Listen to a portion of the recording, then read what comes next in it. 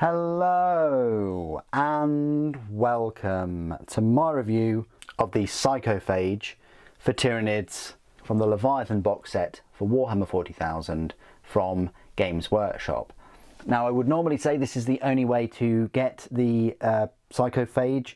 However, Games Workshop have recently put up for pre-order the brand new sort of start collecting Warhammer 40,000 Leviathan box sets, and I believe that you can pick up the Psychophage in the recommended collection, the ultimate starter set and the regular starter set. So the cheapest way of picking this unit up is just by paying £65 for the starter set. No doubt you probably pick it up for a discount at possibly £50 or so. And I believe that when this model is released separately, which it might well be, it will probably cost anywhere between 35 and 40. So the format of this review will be as usual. I'll have a look at the model up close, go through any issues and things I had. There are no spare parts, so I'll go straight into some size comparisons, and then at the end I'll go through all of its rules. This Tyranid model, this Psychophage, is brand new. We've never had this model before. There's a big push on brain bugs, on psychic bugs, on, you know, bigger creatures and things, and this is another bigger creature to add to the Tyranids. It's the second largest out of the Tyranid models in the set. It's the third largest unit in the whole box set as well. They basically devour any prey organism in their path, but they particularly favour victims with psychic abilities. What they do is they then project surges of psycho-corrosive ash that deflagrate their victims' minds and souls. So they're basically eating psychers, and then they're out of their chimneys, they're producing this ash that's deflagrating their minds and souls, pretty much releasing it into the air and stuff that they breathe. So pretty dangerous units. We'll go through their rules, we'll go through its rules in a moment, but firstly let's have a look at this model up close. It's very quick to build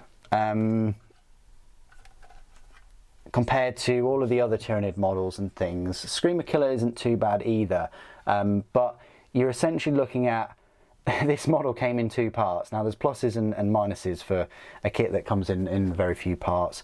I think it's like 1, 2, 3 and then 6 parts for the legs. So it's like 9 parts, I believe. The legs are quite easy to put together. There are some mold lines and things, so the legs are fine. The kind of mouth and tongue is fine. You will get some mold lines in between the teeth of the tentacles, of the feeder tendrils, whatever they are. The biggest issue I had was because it comes in 2 halves, and the half runs along all the way along and all the way down the model. This isn't too bad because it's kind of overlaps with the underbelly spine, whatever you want to call it, the exoskeleton, but definitely along here it's noticeable, and in between those chimneys you can probably see the gaps there. I'm going to have to go over with some green stuff, but they're particularly difficult to smooth out and to file, and that's the biggest issue you're going to have. Another kind of issue is these are supposed to be chimney stacks, and you can see that with this, you know, ash or smoke coming out of them, but these two are completely, they're either not formed or they're not meant to be formed, or there's no holes in them. You know, maybe that's intentional, but it kind of detracts from these front 3. But the mouth is fantastic, lots of detail there considering it's plastic. The only downside of kind of picking up another starter set or whatever is you're going to have 2 that look identical, you know, identically the same. You're not going to be able to change the look of them really, other than the colour. But other than that, I think it's a nice looking mini, and great addition to the set. There are no spare parts, so we don't need to look at those, but I will give you some size comparisons with a number of Tyranid models. The first one of which will be the Prime, Tyranid Prime, winged Tyranid Prime even. That's a fair bit smaller than the Psychophage. The Neurotyrant, why doesn't the Psychophage want to eat the Neurotyrant? But, you know, plenty of psychic abilities there. But again, it's sort of taller than the Neurotyrant. The only model that it loses out to, other than the Ballistus Dreadnought, is the Screamer Killer. Screamer Killer is huge, even next to this Psychophage. But Psychophage, you know, it's going to look great next to a Tyrannofex as well. But you know, compared to other models that aren't in this set, such as the Swarmlord looks quite big next to that. And then we've got the Dimacheiron as well, which is huge next to this creature, of course. Compared to some Space Marines, so I've already mentioned the Ballistus Dreadnought, it's right here. It is very similarly sized to the Ballistus Dreadnought, but compared to Space Marines, I've got a Terminator here, and of course a Terminator Captain.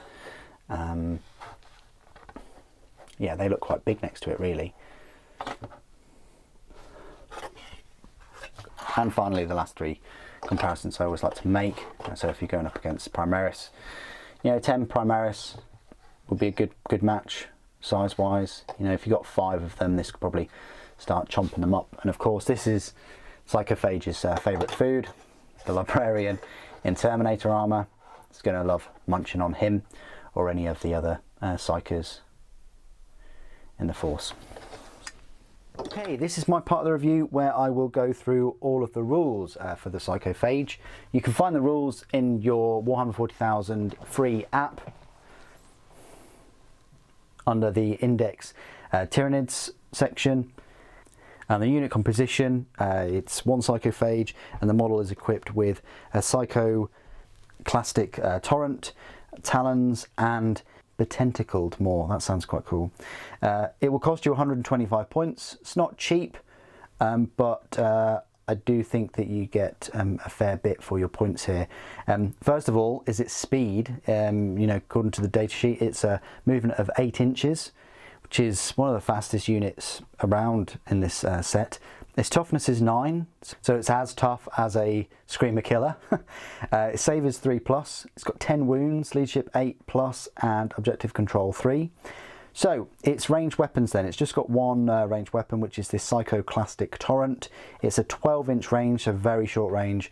It's a D6 attacks, so you could get 1 or you could get 6. Its ballistic skill is non-applicable. It's 6 wounds. Its strength is 6, AP -1, damage 1.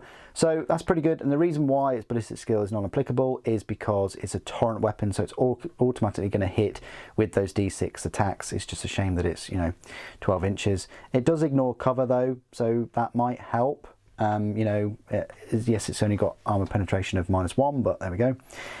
Then its melee weapons, it's got this Talons and Betentacled Maw. So it's a melee weapon. Its attacks is D6 +1, so you're guaranteed to at least get 1 attack with this. Its weapon skill is 3+, strength 6, AP -1, but it is damage 2. Now, it's got 2 kind of unique abilities, I guess. Anti-Psyker 2+, which basically means an unmodified wound roll of X+ scores a critical wound. So on a 2+, you're going to be scoring those critical wounds. And also it's got devastating wounds. So that means a critical wound will inflict a number of mortal wounds equal to the damage characteristic. And the damage characteristic is 2. So that's going to be pretty good. So it's going to be dishing out, you know, 2 mortal wounds. Abilities. Core abilities, it's got Deadly Demise 1. I've talked about that before, but basically on a 6, each unit within 6 inches will suffer, in this case, 1 mortal wound each. And then Feel No Pain 5+, so it can, you know, ignore those wounds or mortal wounds on a 5+ if it takes them. And then faction abilities, it's got Synapse, so again, you can take a Battle Shock test using 3d6 instead of 2d6. And then it's got 2 unique abilities for itself. One is Biostimulus. It's an aura ability, while a friendly Tyranids unit is within 6 inches of this model, so very short range aura. Models in that unit have Feel No Pain 6+. That's pretty nice. I would have preferred it to be 12 inches and 5+ Feel No Pain, but This is a 125 point model, it's not a 200 point model. Feeding Frenzy. This is brilliant. Each time a model makes a melee attack that targets a unit that is below its starting strength, add 1 to the hit roll. If that target is also below half strength, add 1 to the wound roll as well. It's quite nice. It's got no war gear options, and the keywords is Monster, Great Devourer, Psychophage, Tyranids. Now, I would have preferred an extra datasheet ability, like something to do with when it eats a particular Psycho unit. I don't know why they haven't included it, because that's the whole kind of premise of this unit, is it goes after Psycho units. Yes, it's got the Psychoclastic Torrent, which I guess, you know, dials into it eating Psychers, but that's on the premise that it's already eaten some Psychers. I would have liked to have had an extra ability where if it eats a Psyker, Farseer, whatever, then it buffs that biostimulus, or it increases the range of the Psychoclastic Torrent, or provides it with a invulnerable save, or bumps up the feel no pain. Just something to kind of encourage you to go after Psychers with this. As it stands, there really isn't anything. It's just a bug that eats Psychers, and these are all the abilities that it gets at the moment. So I would have liked some kind of situational specific buff.